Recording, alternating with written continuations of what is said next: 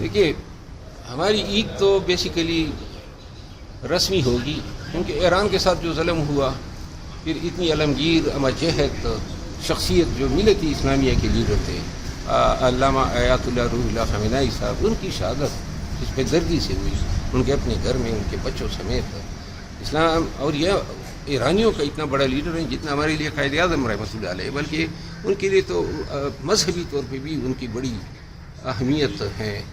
تو لہٰذا پھر خطے میں جو جنگ ہو رہی ہے، ایران کے ساتھ جو ظلم ہو رہا ہے، پھر ہمارے اپنے خطے پہ جو دہشت گردیاں ہو رہی ہے، ہم نے رمضان میں سارا دیکھا کہ میرے اپنے حلقے میں لاشیں گرتی رہی، لوگ شہید ہوتے رہے. تو یوں کوئی خاص مزہ مجھے نہیں آ رہا ہے ماں سوائے اس کے کہ رسمی طور پہ عید مناؤں گا. اور پاکستانیوں کو یہ ضرور امید دینا چاہتا ہوں کہ قومیں وہ ہوتی ہیں ایران کی طرح کہ برے ترین حالات میں بھی اچھی کی امید رکھتی ہیں.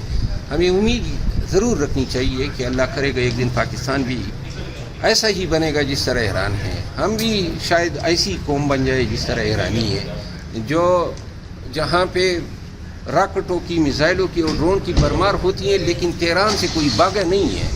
وہ جو آسٹریلیا میں جن لڑکیوں نے، ایران کی لڑکیوں نے پولیٹیکل اسائلم کی درخواست دی، انہوں نے اپنی اسائلم کی درخواست واپس لی. قومیں ایسی ہوتی ہیں جہاں افراد اپنی قوم کی تقدیر اور تاریخ اس طرح لکھا کرتے ہیں. ایسا پاسبل ہے؟ اور اگر میرا خیال نہیں ہے کہ یہ اگر فار ایگزامپل ایسے ہو جاتا ہے، سوری ہم کٹنگ یو، فار ایگزامپل ایسے ہو جاتا ہے، پی ٹی آئی کو نیکسٹ وزیر اعلیٰ کے لیے کوئی دیں گے کوئی سجیشن؟ دیکھیے میں آپ کو عرض کروں، یہ ریڈیو پاکستان والے کیس میں تو نہ حال نہیں ہوگا، کیونکہ ابھی تک تو اس کا چالان ہی نہیں دیا گیا ہے.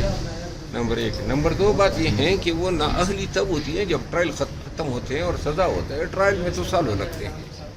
یہ ویسے ہی دور کی کوڑی لانے والی بات ہے.